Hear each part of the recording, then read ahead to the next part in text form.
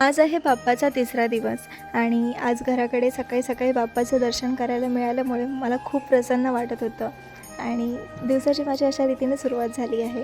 आजची सकाळसुद्धा खूप रम्य होती असं म्हणायला हरकत नाही, कारण की सकाळी सकाळी फुलपाखरू दिसला आणि त्यानंतर जराशी घराच्या खाली उतरल्यावरती मला हे सुंदर निसर्गाचा नजराणा पाहायला मिळाला. त्यामुळे मन अजून आनंदून गेलं. दुपारी मस्तपैकी बाप्पाला नैवेद्य ठेवला सर्वांनी आणि त्यानंतर आम्ही आरती पण करून घेतली.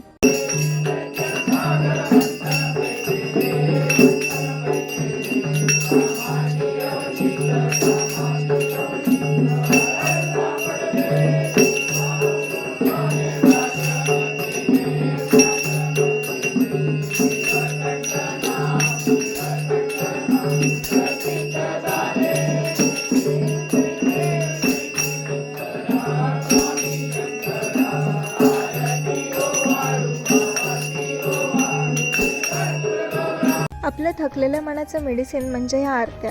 खरंच म्हणजे आरती करताना आपली जी सर्व काही दुःख असतात ती आपण बाजूला ठेवतो, एकरूप होतो आणि इथे आरती करतो. तेव्हा अक्षरशः म्हणजे असं वाटतं ना की सर्व दुःख आपल्या आयुष्यातनं नष्ट झालेले आहेत आणि फक्त आपण तल्लीन होऊन जातो बाप्पाच्या सेवेमध्ये. नैवेद्याला पाणी सोडून आम्ही जेवणाला सुरुवात केली. सकाळ होताच मी घराच्या मागील परिसरामध्ये फिरण्यासाठी बाहेर पडले. तसं पाहायला गेलं तर मी फक्त 1 महिन्याआधी इथे येऊन गेले आहे, तरी पण मला आता असं वाटतं आहे की वर्षानुवर्ष मी गावी आलेच नाही आहे आणि इथे आल्यानंतर मी एवढे खुश होते ना की विचारूच नका. आणि या गावच्या मातीमध्ये परत आल्यानंतर चेहऱ्यावरती आपसूक हसू येतं, भले किती टेन्शन असू दे.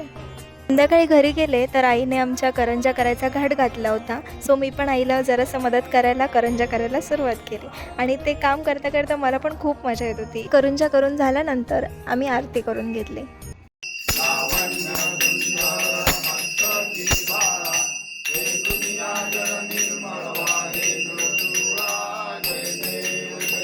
अशा रीतीने आजचा बाप्पाचा तिसरा दिवस होता आणि तो संपलेला आहे.